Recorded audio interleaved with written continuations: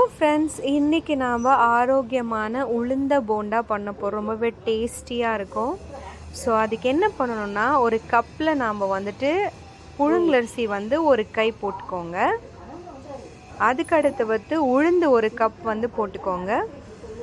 இதை வந்து உளுந்த போண்டா பண்ணுறதுக்கு ஒரு 2 hours முன்னாடி நல்லா சோக் பண்ணிவிடுங்க, நல்லா ஊற வச்சுருங்க. அப்போ தான் அரைச்சா புசு புசுன்னு வரும். சரிங்களா? தண்ணி ஊற்றி நல்லா கழுவிட்டு போண்டா போட போகிறோம். அது வந்து ரொம்ப நல்லது, உடம்புக்கு ஆரோக்கியமானது. வடையை விட போண்டாவும் நம்ம ஈஸியாக எதுவுமே மிஸ் பண்ணாமல் நம்ம போண்டா பண்ணலாம். பாருங்க, நான் ஒரு கப்பு உளுந்து எடுத்து 2 மணி நேரம் ஊற வச்சிருக்கிறேன். கூடவே கொஞ்சம் ஒரு 2 ஸ்பூனு புழுங்கலரிசி போட்டுக்கோங்க. புழுங்கலரிசி போட்டால் தான் மாவு நல்லா வரும். பாருங்கள், நல்லா ஊறிச்சு. 2 மணி நேரம் நான் ஊற வச்சுக்கிறேன் பருப்பு. இப்போ நல்லா ஊறிச்சு. ஒரு மிக்ஸி ஜார் எடுத்துக்கோங்க. அந்த மிக்ஸி ஜாரில் இதை போட்டுக்கோங்க. போட்டு நல்லா நைஸாக அரைச்சிட்டு வந்துடுங்க. தண்ணி ஜாஸ்தி ஊற்றாதுங்க, கொஞ்சம் கொஞ்சமாக தண்ணி ஊற்றி நம்ம இதை அரைச்சிக்கலாம்.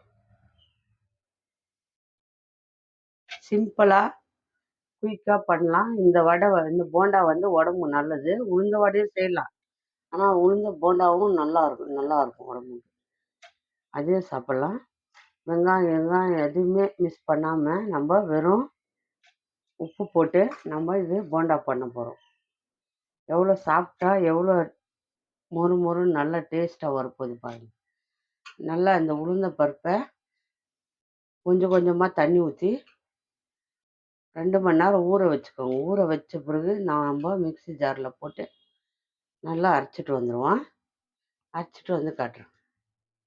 பாருங்க, மாவு அரைச்சிட்டு வந்தாச்சு. இதெல்லாம் ஊற்றிக்கலாம். கொஞ்சம் அரிசி மாவு, பச்சரிசி மாவு போட்டுக்கோங்க. கொஞ்சம் போட்டுக்கோங்க, ஏன்னா அது மொறு மொறுன்னு நல்லா வரும். 2 ஸ்பூன் போட்டுக்கோங்க. கூட வந்து தேவைக்கு சால்ட் போட்டுக்கோங்க. அவ்வளோதான். இதை நல்லா மிக்ஸ் பண்ணிடுங்க. கை போட்டு நல்லா ஒரு 10 நிமிஷம் நல்லா மிக்ஸ் பண்ணோம். அப்போ தான் மாவு வந்து உப்பி வரும். உளுந்த மாவு உடம்புக்கு ரொம்ப ஆரோக்கியமானது. எலும்புக்கெல்லாம் ரொம்ப ஸ்ட்ராங்கு. நிறைய செஞ்சு சாப்பிட்ணும் அப்பப்போ. பாருங்க, எண்ணெய் ஊற்றியாச்சு. ஃபேனில் எண்ணெய் சூடாகினுங்க இருக்குது. எண்ணெய் சூடான பிறகு நம்ம நல்லா இந்த உளுந்தம்பாவை கையில் வந்து தண்ணி தொட்டுக்கணும். நல்லா கொஞ்சம் தண்ணி தொட்டுக்கின்னு கையில் எடுத்து போண்டா மாதிரி விடுங்க.